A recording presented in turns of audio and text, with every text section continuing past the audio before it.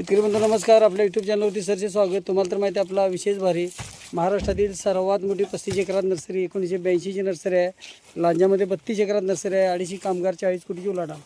आता हे जे लोडिंग चाललेलं आहे हे लोडिंग श्री दीपक पोपट चिखले सर, शिरबावी तालुका सांगोला जिल्हा सोलापूर या सांगोल्यामध्ये आपली डॉक्टर पियुष सोलंकी दादा पियुष साळुंके डॉक्टर त्यांची पण बाग आहे. त्याचबरोबर आपली विष्णुपंत माळी ननवरे काका कुरुल कामतीमध्ये लागवड आहे. आता सरांनी आपल्याकडे मलेशियन ग्रीन डॉर पण नारळ घेतलेला आहे. लावल्यानंतर 2.5-3 वर्षात फळधारणा चालू होत्या. महाराष्ट्रात असे आपल्या 700 बागा लागलेल्या आहेत. नारळ पाणी आणि खोबऱ्यासाठी चालणारी बुटकी जात आहे. त्याचबरोबर क्रॉस पॉलिनेशन जात असल्यामुळं पाणी चवीला गोड. नारळामध्ये 400-450 मिली पाणी.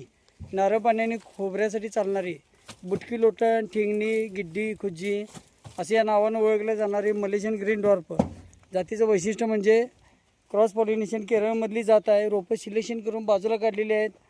ह्याच गाडीमध्ये आपले श्री अक्षय गिरीश पाटील, मुक्काम पोस्ट मिरी घोडेश्वर, तालुका मोहोळ, जिल्हा सोलापूरसाठी लोडिंग केलेलं आहे.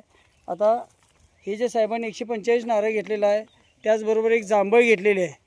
बघू शकतो आपण कोकण भाटवली जांभळ 2 वर्षाचं रोप.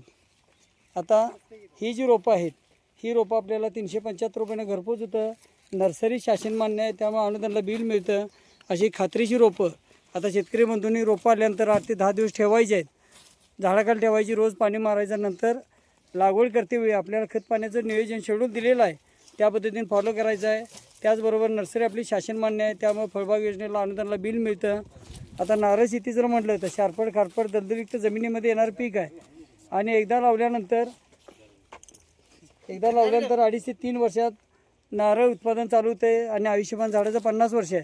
अशा प्रकारची बुटकी जात शेतकरी बंधूंना खात्रीशी रोप, क्रॉस पॉलिनेशन जात, सरासरी 350 ते 450 नारळ पाणी आणि खोबऱ्यासाठी चालणारी 2 in 1 जात.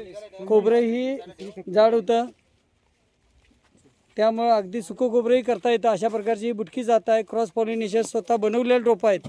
महाराष्ट्रातील सर्वात मोठी 35 एकरात नर्सरी, लांजामध्ये 32 एकरात नर्सरी, 250 कामगार 40 कोटीची उलाढाल. तर शेतकरी बंधूंनी जास्तीत जास्त चॅनलला सबस्क्राईब करा.